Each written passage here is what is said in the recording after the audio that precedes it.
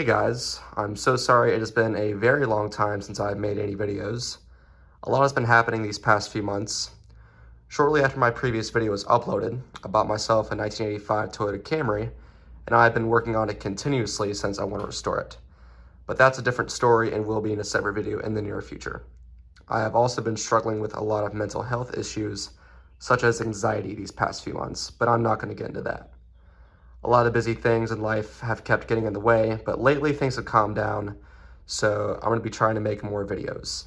Anyways, as I said in my previous video, I would make a video of my father's 1980 Triumph Spitfire, so here it is.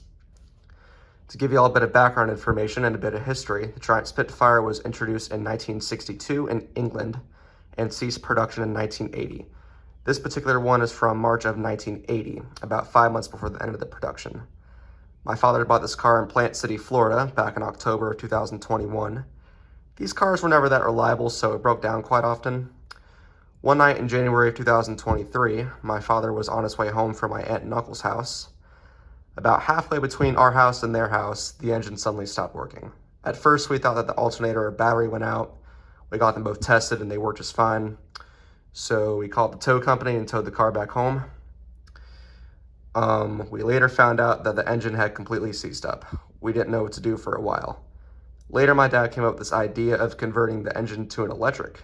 In order to do that, we had to completely remove the hood and hang it on the ceiling to prevent scuffs and scratches. And that is why I removed the Evergo Roma. After we got the new electric engine in and reinstalled the hood, I decided to restore the Evergo Roma and have it installed on my test rig over there. And sometime soon I'll reinstall it back to its original location above the car. All right, without further ado, I'll go ahead and give y'all an in-depth tour of the 1980 Triumph Spitfire.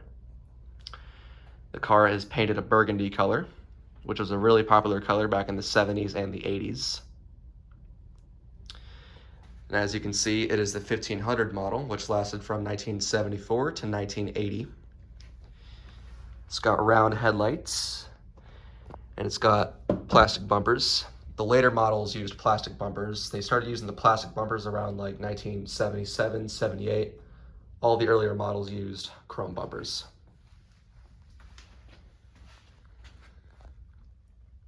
And we got the turn signals down there on the bumper. My 85 Camry has the same type of bumpers with the turn signal lights on them.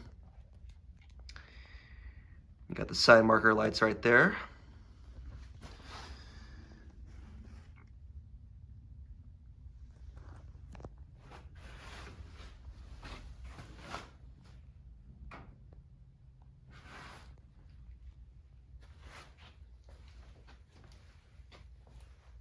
There we got the rear marker lights.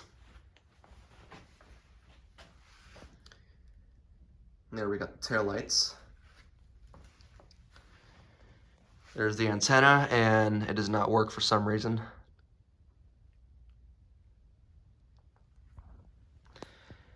And it's only got one mirror. Oh yeah, we have the top, by the way. I don't know where it is though, but it's here somewhere. All right, let's go ahead and get inside. The doors do sag though, so we gotta get that fixed.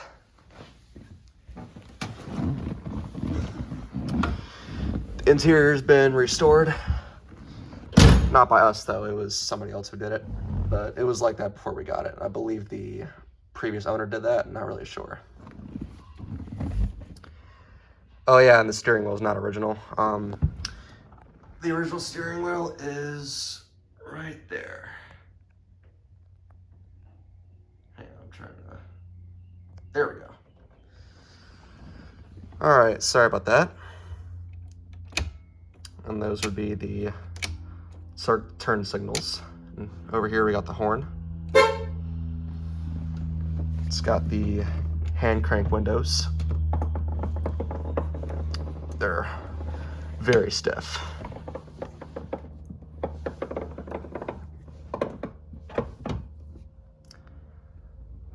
It's got a wooden dashboard. Oh yeah, it's got a little crack in the windshield.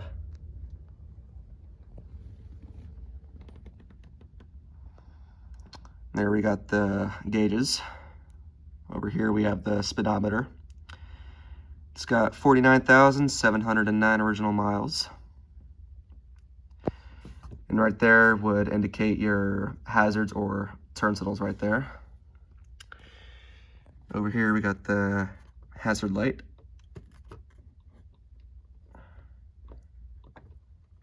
I don't know how you use this. I've never used it before, I don't know how to use it. Right there we got the tachometer, which does not work anymore. We got some more warning lights over here. We got the coolant temp and the gas gauge, and neither of those work either because obviously this is not a gasoline engine anymore. And we got the display screen right there that my dad installed. Aftermarket stereo. We have the gear shifter.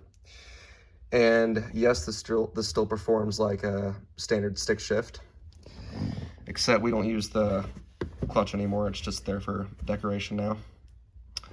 What you do is, as you're just cruising down, if you need to shift, you just let off the gas and just shift like that. Park and brake.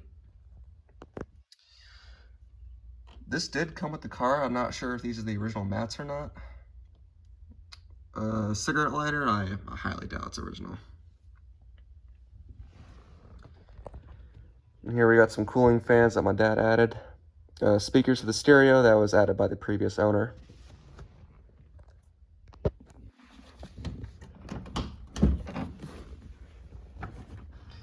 Oh yeah, and for some reason that light comes on when you open the doors.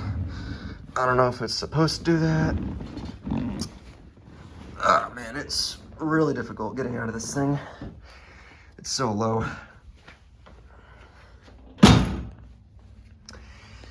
down there we got the original engine.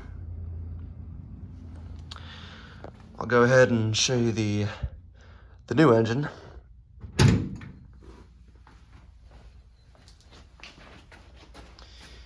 You pull on these little levers to open up the hood.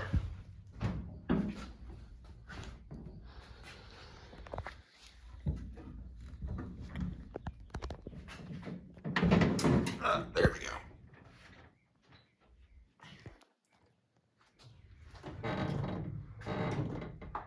There we go.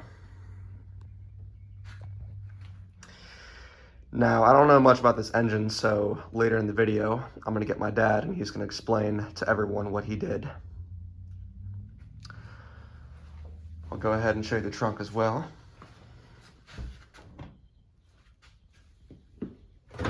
There we go.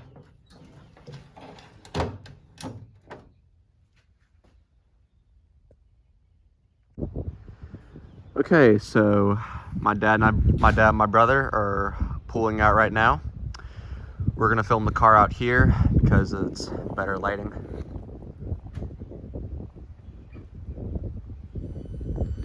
And plus the sunlight will give us a better view of everything that he's done to it. Okay, hey, this is my Triumph Spitfire. Early last year, 2023, the engine went out in it, and instead of repairing it, I decided to convert it into an EV.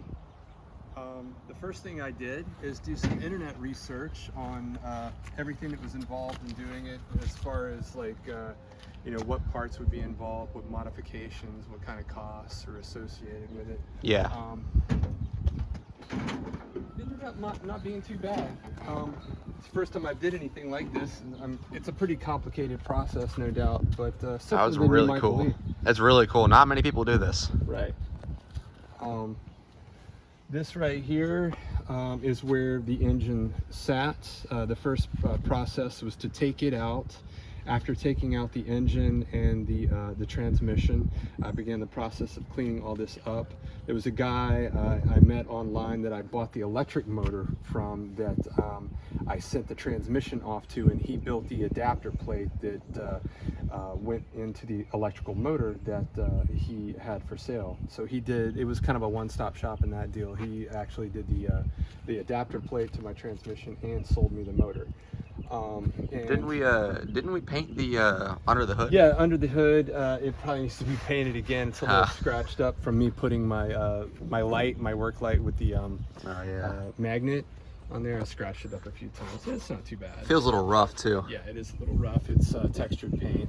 I did the same textured paint here on the firewall. Oh yeah, I remember. I remember when we were doing this, we had to like sand all of it down. Man, it was stressful. Yeah, it was a stressful thing. It took me about 1.5 years to complete the project, and there were several new skills that I had to acquire. One of them being welding. See this right here. This is a framework that I had to build to hold up all my battery cells there. These are lithium iron phosphate cells, and they're pretty heavy, so I had to I spent a lot of time looking at it and seeing what would make sense. And all of this is stainless steel actually. And so yeah, those are the batteries are here. This is my motor controller. This is what tells the motor how fast to turn, and it knows how fast to turn through the throttle cable here. It's the same throttle cable that I used on the gasoline motor actually. It's a newer one, but it's the same cable, and it just goes to a potentiometer there, and that tells the motor controller, okay, give the motor this much energy, right? So and this is my power distribution unit. This is where all my high voltage is. This right here is my DC to DC converter that takes all my high pack voltage and basically works like an alternator on a regular car. It keeps the crank battery here charged up. And it's all my 12 volt system is still 12 volt. It's just converted into 12 volt there. I have a total of 44 lithium iron phosphate cells delivering a total of 144 nominal volts. Performance-wise, it's about the same. You know, it's a little bit heavier in the front, and but it's really smooth. It's really quiet. I feel like I've eliminated a lot of failure points to the original engine. The original engine on these things was engineering-wise, they were quite a challenge. They were not very reliable. No, they weren't very reliable. It was even leaking oil ever since it came out of the factory back in 1980. Yeah. Well, eliminated all that. What is original in the drivetrain is the gearbox and the differential. So that's still kind of a failure point issue right there, but so far hasn't been a problem. Just some modifications to the dash here. Now this is a display. I turn it on there, and this tells me my state of charge, how full my pack is, and it'll also tell me the rate in which my batteries are discharging. It also tells me the temperature of select cells in my pack, giving me an overall sense of the health of the entire system while it's operating and standing still. And it still change gears, but it's clutchless, so it's kind of tricky to change the gears. It's not like it was with the clutch. Yeah, I mentioned still pretty smooth. I mentioned earlier that in order to change gears, all you have to do is just let off the accelerator and just shift, and that's it. That's right. That's right. Yeah, the clutch is just there for decoration. Yep. And I installed some fans here to keep my pack in the back cool. This is where the gas lid was, and this is now where I charge it with a J1772 charging adapter. I remember the original gas cap. It was one of those metal ones. Right. You look back here. This is my charger here. It charges the full pack in about 10 hours, and the amperage that you can charge it at is selectable with a computer. I hook a computer into this with a serial cable, and I can program different parameters into it as far as like how it charges and different options as far as that's concerned. Right here is my various I rewired the entire 12 volt system basically with new cable. This is where my cabling from front to back is terminated right there with 500 amp views. This is my BMS system.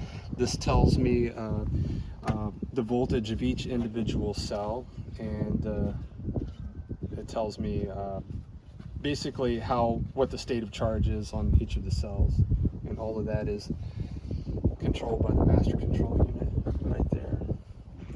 So overall, it was a very tough project. I've never done anything quite like this before. I learned a lot, and it was certainly worth it. I think it performs just as good, if not better, and I'm hoping that as long as the drivetrain stays healthy, it's going to run forever now. I know, like I feel like that's kind of what like Tesla should do, you know?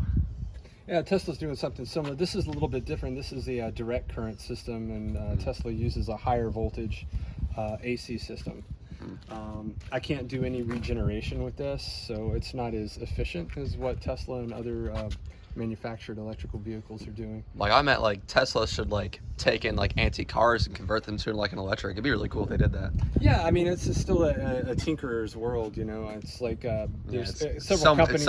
It's somewhat new, you know. Yeah, well, it's the people have been converting electrical vehicles for a long time. Actually, it's just becoming more and more popular as time goes on. Yeah, I'm eventually gonna do the same thing to my '85 Camry, which is over there, which I'll eventually make a video of sometime this year. Yeah, it might not be a bad idea, you know, especially these lightweight vehicles like this. It kind of makes a lot of sense, you know. Yeah. And your mom likes it a lot better. It's a lot quieter. It's not as hot down there by your legs as the internal combustion engine. Oh my God, I remember how hot it was down by my feet.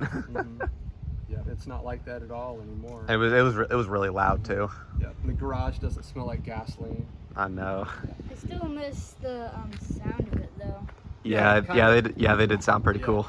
Yeah, there is that, but overall I think the trade-off is positive. Yeah. Oh yeah, and I didn't show you guys the keys, by the way. Oops. Yeah, this is a lot of cars back in the 70s and 80s were like this. You had one key for the ignition and you had the other key for the doors. And here's the keychain or whatever. Yeah, this is also interesting. Right here is where the original environmental controls were. Like, we didn't really have an AC, but it had a vent system, and the controls for the sliders and stuff were here. And I went ahead and put this piece of vinyl plastic in here and did flip switches, you know, kind of give it a different look. But these, since my headlight switch was here and I put this screen here, I moved the headlight switch here, and then I've got rear fans, internal lighting, front fan, and then this is just kind of a spare where I'm probably going to do some LED underlighting, just to make sure that I'm more visible at night. Yeah. This car is really small, and there's a lot of big trucks out there on the road, and as visible as I can make this car, that's what I want to do. Yeah, I remember when my 99 Camry got smashed by a big truck the day before Thanksgiving. Right. Oh, God, Another yeah, I was interesting thing pissed. over here is this is an aftermarket fuse box that I used. Yeah. The original one only had 3 fuses for the entire electrical system. So only 3 fuses? Yeah, only 3 fuses for the entire system. Oh wow. Yeah. I mean, yeah, I can imagine like such a small car. Yeah. Which is, it mainly has like 60s technology really, but yeah, I can kind of see what you mean.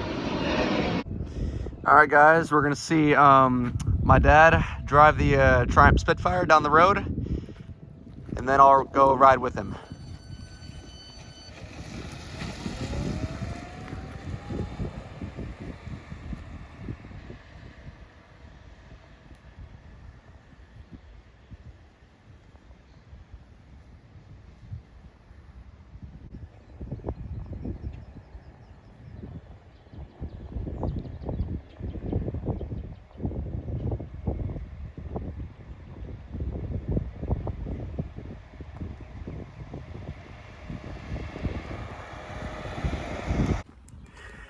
All right, guys, let's go for a spin. Floor it, Dad.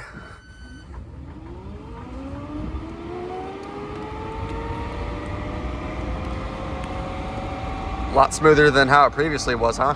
Yeah, definitely. And this is clutchless. I don't use a clutch to change gears. Nope. Just totally relying on the synchros when I let off. And the synchro on my third gear is worn out, so it doesn't like to always go in the third. Let's give it a shot here. Let's see if she will today. Right now it's in second. Almost never start off in first. So in neutral. Trying to find that third gear. There we go. There it is. Yeah, got that third gear. So that's the amps I'm pulling right now. The middle number. 1620. My voltage, kilowatts being used. This is really cool. Did a good job. Fun. Mm-hmm. My headlights on. All my 12 volts still works. Windshield wipers. Woo, man, that sun is bright. It sure is. Yeah, my windshield wiper. My windshield is dirty. I need to wash my car. Out of all the 3 months I've owned it, I've never washed it. It needs one bad.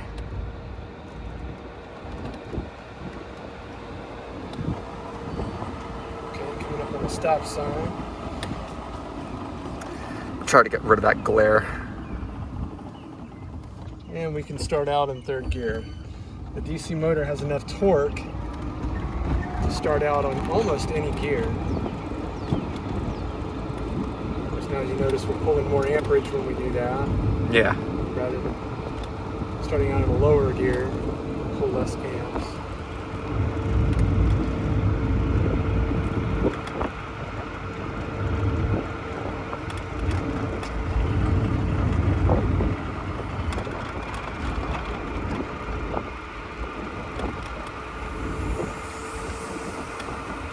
Pretty smooth ride. I think so. No bumps, no rattles. We'd have to be yelling at one another if it was the original engine right now. It's so loud. Oh God. People watching this wouldn't even be able to hear us. Yeah. And my feet aren't getting sweaty from the heat down towards the firewall. Oh God. That was Yeah, and hell. it was even insulated, but it just wasn't enough. The engine would get so hot that you could feel it coming out. That definitely would not have been a great long distance road trip car. Break down on you within like 100 miles. Ibis and a Woodstorm. Very popular here in Florida. On the north side of Whitfield Estates here.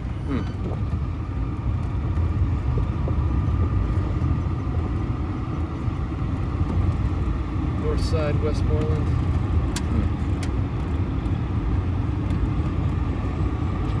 Real smooth ride. Enjoy it. It's like a golf cart, really. Pretty fun. I think so. Since you got all the major issues fixed, you can start we could start by improving some minor flaws on it, such as the doors sagging. Yeah, I need to fix that. There's several things on it that need addressing. But I worked on it for so long. I got other projects I gotta do right now. I think the next thing I'm gonna do is change to LED headlights. They'll be brighter and they'll pull less amps than what I've got right now. Oh, there goes a duck. I'll let the duck cross the road. It's a female mallard there. Why did the duck cross the road? Yes, the same reason the chicken did. Yep. The other side. You quack me up with your jokes. Hey, why was the duck arrested? Because he was on quack. And you know me.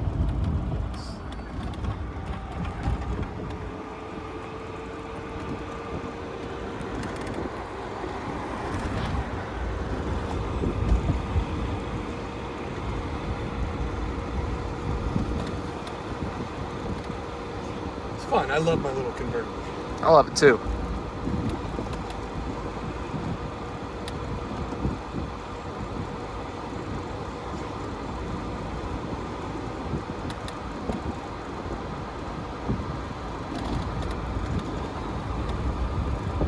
You ever thought about putting the top back on? Yeah, I eventually will. Right now, no. I like having the top on.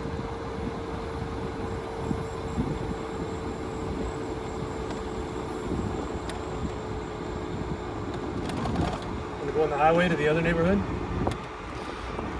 Nah, I'm good.